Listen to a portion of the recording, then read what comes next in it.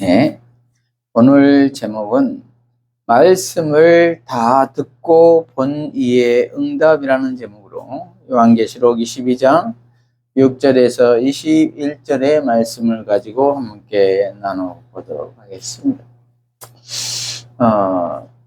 오늘 본문은 요한계시록 전체의 결론입니다. 요한이 서신을 마치며 확신과 훈계 그리고 약속과 경고를 전하고 있습니다. 그래서 두루마리의 예언을 들은 사람들인 1세기 당시 사람들과 우리는 어떻게 살고 어떤 선택을 해야 할지 숙고해야 할 줄로 믿습니다. 마냥 결정을 유보할 수는 없다는 것입니다. 왜냐하면 곧 주님이 오실 것이기 때문입니다. 그러므로 말씀을 들은 우리는 지금 어떻게 살아야 할까요? 오늘 본문을 통해 살펴보도록 하겠습니다. 오늘 본문 전체의 줄거리를 살펴보면은 새 하늘과 새 땅, 그리고 새 예루살렘이 땅에 내려와 하나님의 통치가 완성되는 환상을 모두 보여준 요한은 이제 책의 후기, 즉 에필로그를 기록하고 있습니다. 이 후기는 책의 서기, 즉 프롤로그와 많은 평행적인 내용을 담고 있습니다.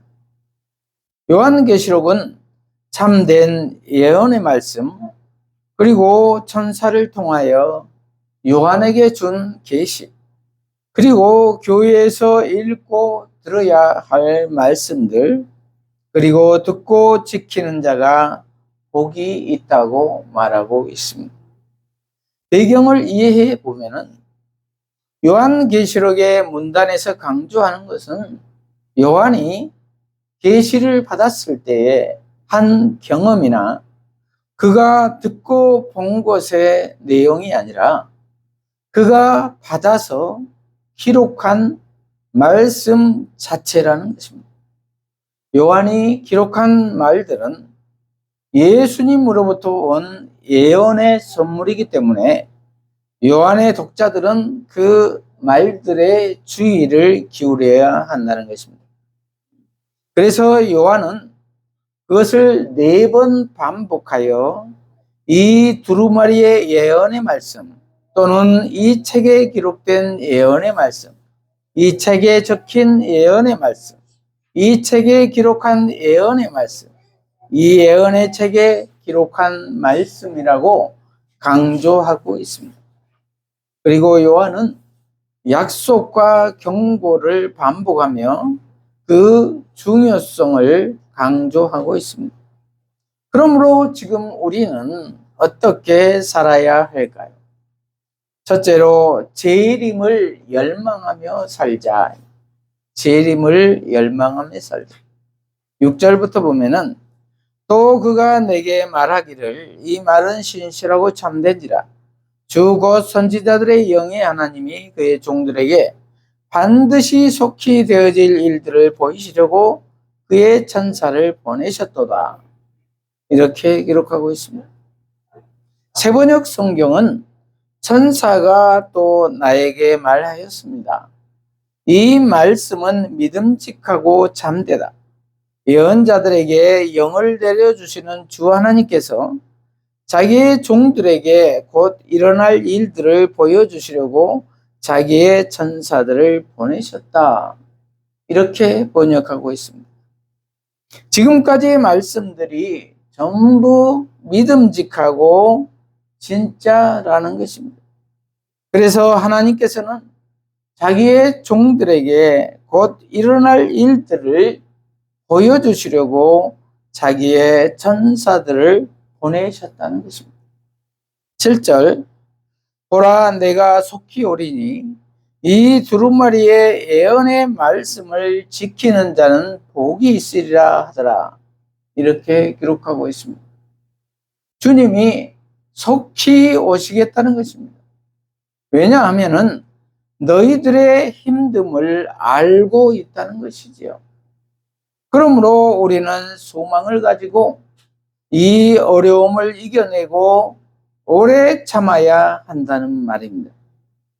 그런데 주님이 속히 오시면 어떤 일이 일어날까요? 구원과 심판이 동시에 오지요. 양과 염소를 가르게 될 것입니다. 상과 벌이 주어질 것입니다. 믿지 않는 사람에게는 두려움이 될 것이고 예수 믿는 자들에게는 기쁨의 잔치가 될 것입니다.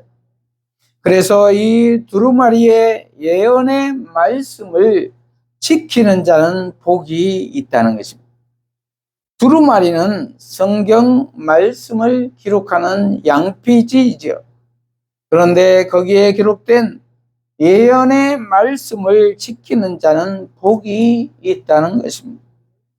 예언의 말씀의 핵심에는 예수로 살라는 것이죠. 그리고 어린 양 예수의 방법으로 살라는 것입니다. 희생하며 살라는 것입니다. 원수까지도 사랑하며 살라는 것입니다. 그럴 때에 복이 있다는 것입니다. 저와 여러분은 무슨 방법으로 사십니까?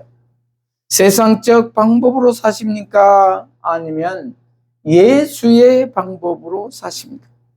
세상적 방법은 로마의 방법으로, 로마의 시스템으로 사는 것입니다.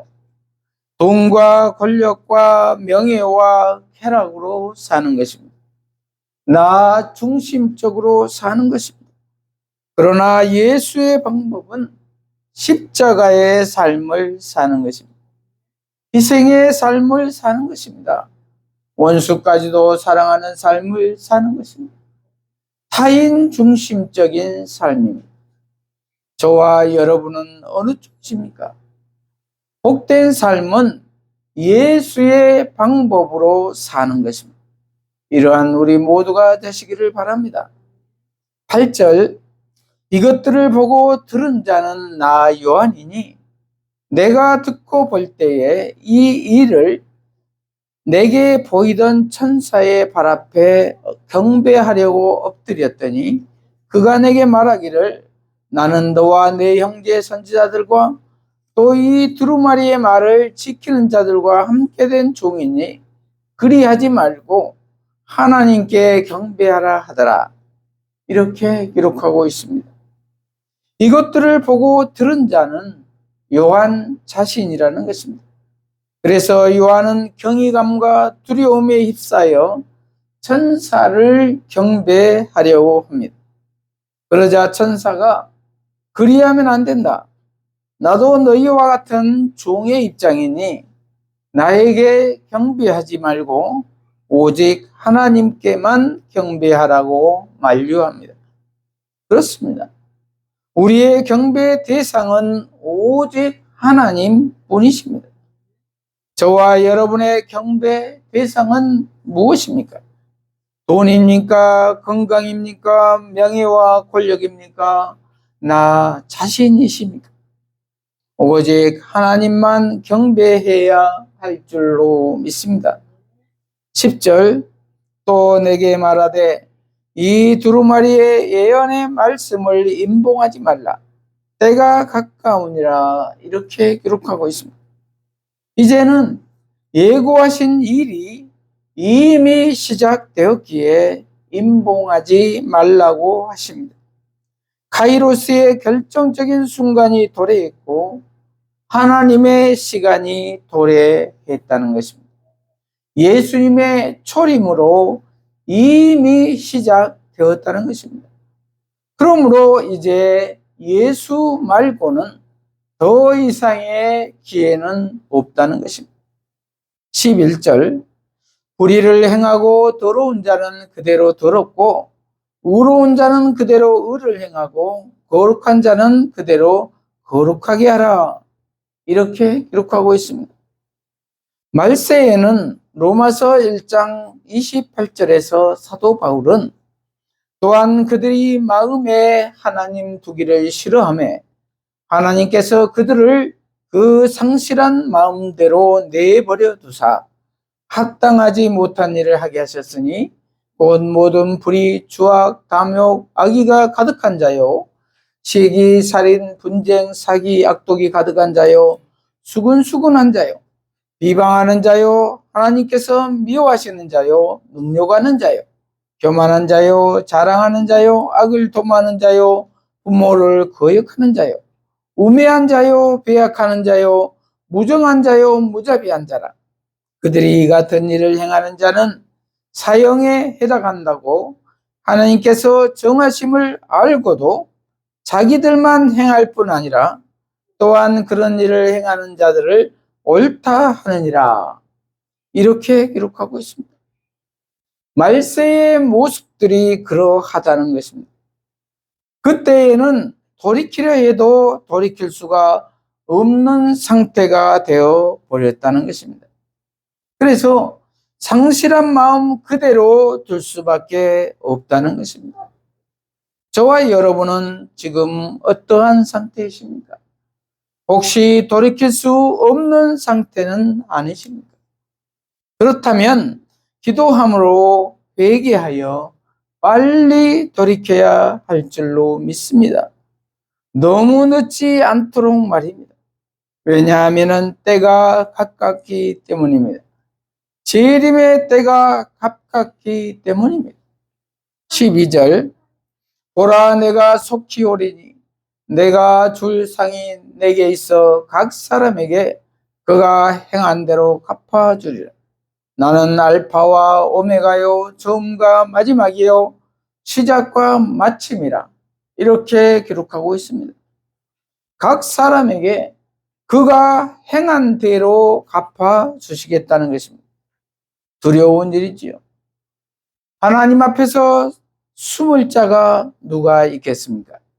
13절 나는 알파와 오메가요 처음과 마지막이요 시작과 마침이라고 했습니다. 하나님, 예수님, 성령님이시지요. 삼위일체 하나님이시지요. 이렇게 온 우주 만물과 나의 모든 존재의 시작과 끝을 알고 계신 하나님 앞에서 우리는 숨을 수가 없다는 것입니다. 엄청난 하나님의 주권입니다. 한갓 한때 힘이 있어 다스렸던 로마와 바벨론이 아니라는 것입니다. 그러므로 지금 로마의 압제 아래 핍박받고 있더라도 절망하지 말라는 것입니다. 왜냐하면 하나님의 주권하에 모든 것이 움직이고 있기 때문이라는 것입니다. 그러므로 예수 안에 있으면은 온 우주를 다스리는 하나님 안에 있는 것입니다. 그러므로 예수 안에서 소망을 가지라는 것입니다. 이렇듯 요한의 에필로그에서 가장 강조되는 것은 다시 오겠다고 약속하신 그리스도를 기억하고 소망을 가지는 것입니다. 그래서 요한은 곧 오겠다고 하신 말씀을 7절, 12절, 20절에 3번이나 반복하며 상기시키고 있습니다. 그런데 2000년 가까이 지난 지금 이 말씀을 읽으며 솔직히 질문하지 않을 수 없다는 것이죠. 곧 오시겠다고 했는데 왜 아직 안 오시고 계시나? 어떻게 된 것인가 하는 것입니다.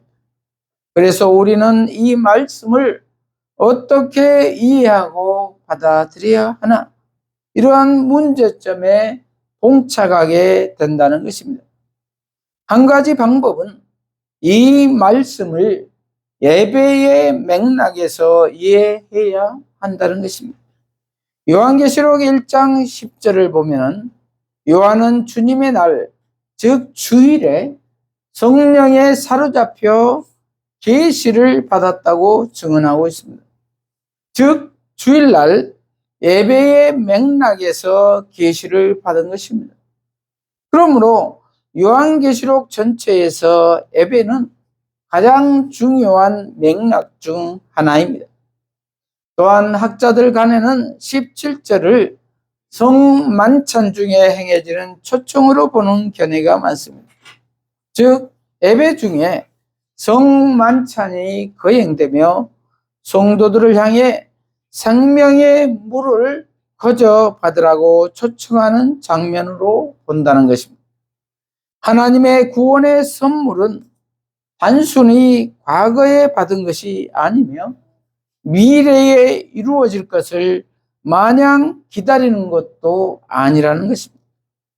예수님의 재림을 이해하는 중요한 맥락은 바로 예배 중에 경험하는 현재의 구원이라는 것입니다. 그래서 사도 바울은 세번역 성경 고린도전서 11장 26절에서 성만찬에 관한 말씀을 나누면서 마지막에 이렇게 선언합니다. 그러므로 여러분이 이 빵을 먹고 이 잔을 마실 때마다 주님의 죽으심을 그가 오실 때까지 선포하는 것입니다. 이렇게 기록하고 있습니다. 주님의 죽으심을 통해 우리에게 허락한 하나님의 구원을 현재 계속해서 선포한다는 것입니다. 그리고 오늘 본문에서 주님께서 다시 오시겠다고 말씀한 것을 계속 반복해서 상기시키는 이유는 고난을 받고 있는 성도들의 현재의 구원을 위한 것이라는 것입니다. 그래서 그들에게 요구되는 것은 오래 참음이었습니다. 그래서 초대교회에서 드려지는 예배 가운데 성만찬을 마치며 성도들이 마지막에 드렸던 기도는 마라나타였습니다. 그래서 사도 바울도 고린도전서를 마치면서 16장 22절에 마라나타, 우리 주님 오십시오라고 적었습니다.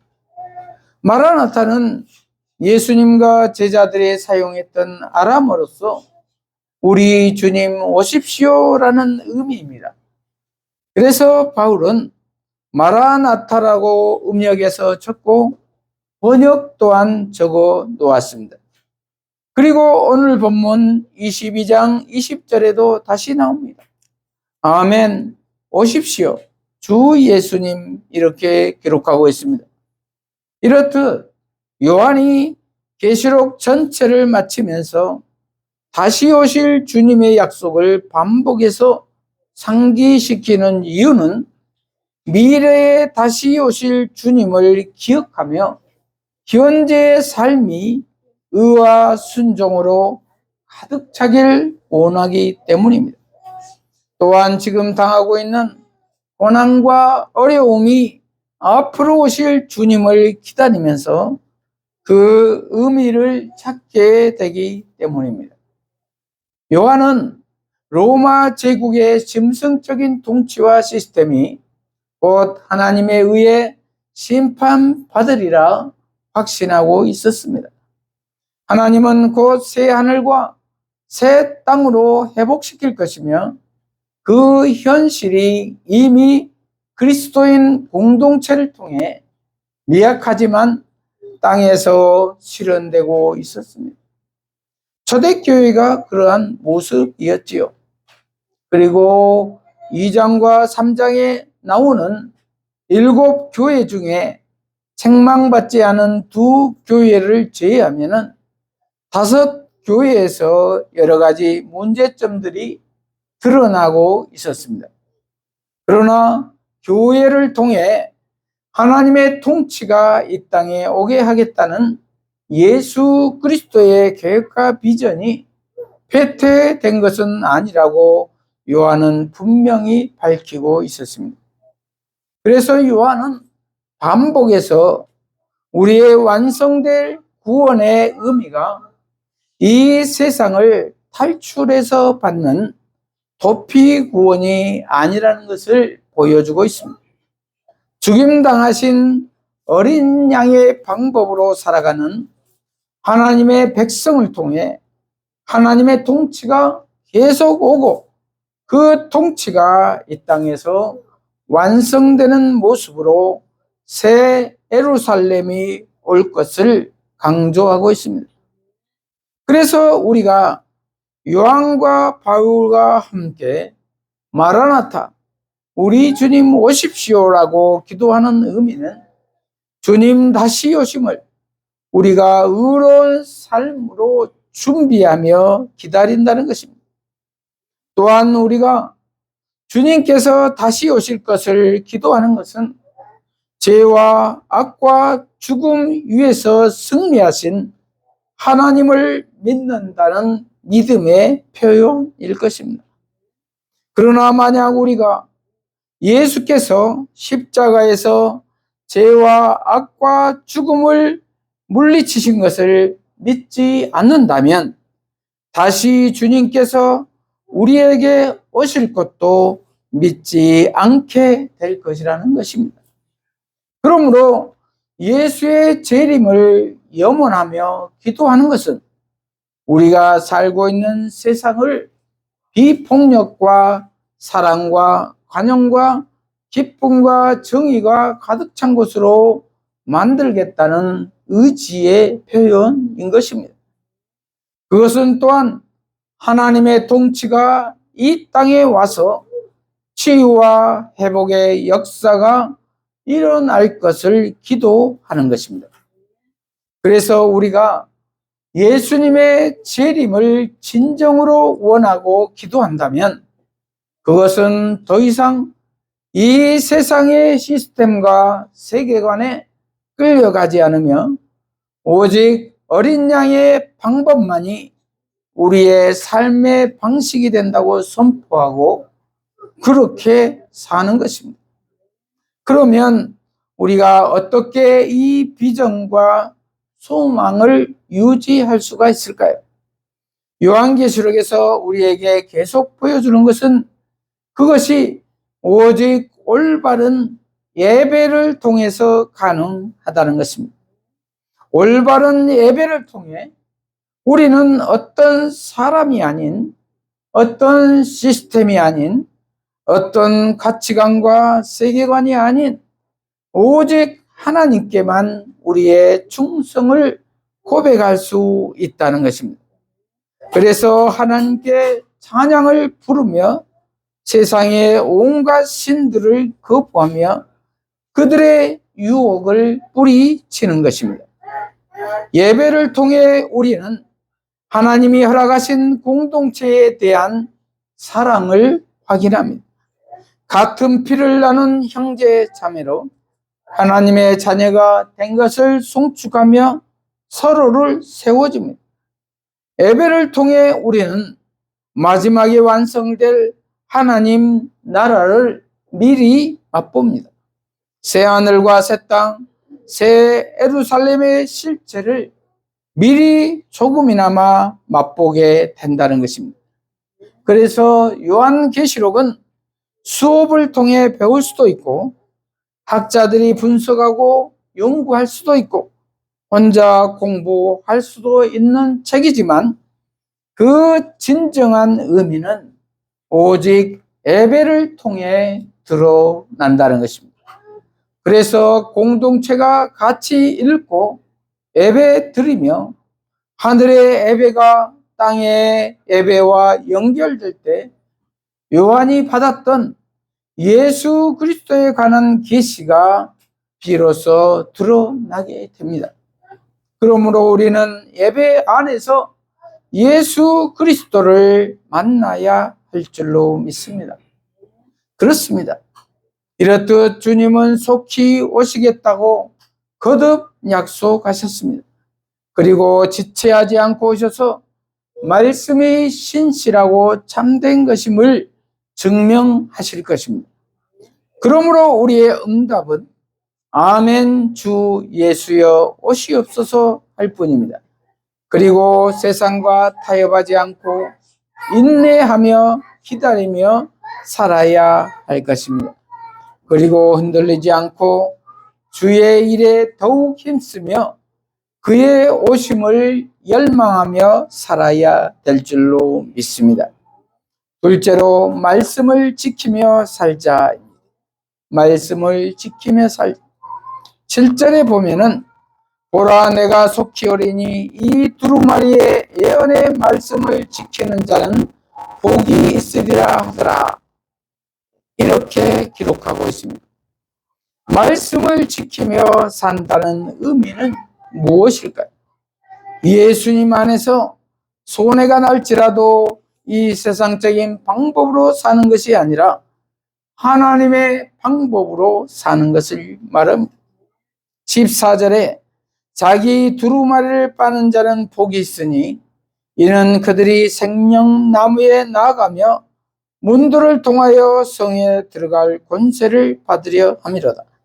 개들과 점술가들과 음행하는 자들과 살인자들과 우상 숭배자들과 및 거짓말을 좋아하며 지어내는 자는 다 성 밖에 있으리라.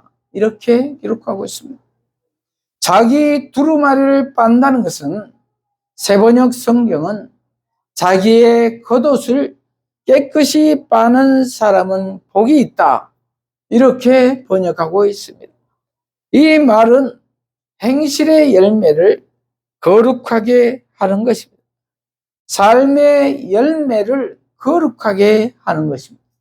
즉 15절에 개들과 점술가들과 음행하는 자들과 살인자들과 우상 숭배자들과 및 거짓말을 좋아하며 지어내지 않은 것을 말합니다. 그리고 오직 예수 안에서 사는 것을 말합니다. 그렇습니다. 주님은 말씀을 지키는 자가 복이 있다고 말씀하십니다. 그리고 각 사람이 행한 대로 갚아주시겠다고 약속하십니다. 그러므로 우리는 의를 행하고 거룩하며 옷을 빠는 자처럼 살아야 할 것입니다. 그리하면 생명나무와 그 성에 들어갈 수가 있을 것입니다. 이제 결정적인 순간에 도래했습니다. 그러므로 우리는 어둠의 이를 벗고 더러운 옷을 빨며 의와 거룩함으로 옷을 입어야 할 줄로 믿습니다. 셋째로 초청에 기쁘게 응답하자. 초청에 기쁘게 응답하자. 16절 나 예수는 교회들을 위하여 내 사자를 보내어 이것들을 너희에게 증언하게 하였노라. 나는 다윗의 뿌리요 다윗의 자손이니 곧 광명한 새벽별이라 하시더라. 예수님은 다윗의 뿌리요 자손이요 광명한 새벽별이라고 본인을 정의하고 계십니다. 구약과 신약을 관통하신 분이시라는 것입니다. 그런데 그 예수는 교회들을 위하여 자신의 사자를 보내어 이것들을 증언하게 하셨다는 것입니다. 17절 성령과 신부가 말씀하시기를 오라 하시는도다. 듣는 자도 오라 할 것이요 목마른 자도 올 것이요 또 원하는 자는 값없이 생명수를 받으리라 하시더라. 이렇게 기록하고 있습니다. 바른 성경으로 보면은 또 성령과 신부가 말하기를 오너라. 듣는 자는 오고 또 목마른 자도 오게 하며 원하는 자는 값없이 생명수를 받게 하여라 하였다. 이렇게 번역하고 있습니다. 성령과 신부가 즉 성령과 교회가 예수께 오십시오라고 초청했다는 것입니다. 그러므로 우리는 여기에 기쁘게 반응해야 할 줄로 믿습니다. 18절 내가 이 두루마리의 예언의 말씀을 듣는 모든 사람에게 증언하노니 만일 누구든지 이것들 외에 더하면 하나님이 이 두루마리에 기록된 재앙들을 그에게 더할 것이요 만일 누구든지 이 두루마리의 예언의 말씀에서 제하여 버리면 하나님이 이 두루마리에 기록된 생명나무와 및 거룩한 성의 참여함을 제하여 버리시리라. 이렇게 기록하고 있습니다. 이 예언의 성경 말씀에 더하면 기록된 재앙들을 더하게 할 것이고, 빼면 생명나무와 거룩한 성에 참여하면서 제하여 버릴 것이라는 것입니다. 말씀 그대로 믿으라는 것입니다. 가감하지 말라는 것입니다. 자기 생각을 집어넣어 이상하게 해석하지 말라는 것입니다. 오직 예수이어야 한다는 말입니다. 20절, 이것들을 증언하신 이가 이르시되 내가 진실로 속히 오리라 하시거늘 아멘. 주 예수여 오시옵소서. 주 예수의 은혜가 모든 자들에게 있을지어다. 아멘. 이렇게 기록하고 있습니다. 예수께서 내가 진실로 속히 오겠다 하시니 요한이 아멘 그렇습니다. 주 예수님 오시옵소서. 이렇게 응답하고 있습니다. 저와 여러분의 고백도 이러한 고백이 되어야 할 줄로 믿습니다. 21절, 그러면서 요한이 주 예수의 은혜가 모든 성도들에게 있을지어다. 아멘. 이렇게 마무리를 하고 있습니다. 축복 기도를 하고 있습니다. 그렇습니다. 다윗의 뿌리이자 광명한 새벽벌이신 주님이 사자를 보내 생명수와 새 예루살렘으로 우리를 초청하십니다. 그것이 새 창조의 날까지 동행하자는 부름이자 공급의 약속입니다. 그러나 말씀을 무시하는 자는 엄히 경고하십니다. 그러므로 선택은 우리의 몫입니다. 그러므로 우리는 음녀의 잔을 버리고 어린 양을 따라 영광의 길을 걸어야 할 줄로 믿습니다. 말씀을 마무리합니다. 주님은 갈림길에 선 우리에게 선택을 요구하십니다. 짐승을 따르며 영원한 사망의 길인 일락을 선택할 것인가? 아니면 영원한 생명의 길인 구원의 길인 어린 양을 따를 것인가입니다. 이제 우리 모두는 장차 될 일들을 다 들었고 보았습니다. 그러므로 우리는 지치고 힘들더라도 아멘 주 예수여 오시옵소서 마라나타를 노래하며 후회 없이 살아야 할 것입니다. 그러기 위해서는 첫째로 재림을 열망하며 살아야 할 것입니다. 둘째로 말씀을 지키며 살아야 할 것입니다. 셋째로 초청에 기쁘게 응답해야 할 것입니다. 이러한 우리 모두가 되시기를 축복합니다. 기도하십시다. 하나님 아버지, 오늘 말씀을 다 듣고 본 이의 응답이라는 제목의 말씀으로 깨닫게 하시니 감사합니다. 우리 모두가 이 세상이 아무리 어렵고 힘들더라도 예수 그리스도의 재림을 열망하며 살게 하시고 말씀을 지키며 살게 하시고 주님의 초청에 기쁘게 응답하는 삶을 살게 하여 주시옵소서. 그리하여 지금부터 하나님 나라의 삶을 살게 하여 주시옵소서. 예수님 이름으로 기도합니다. 아멘.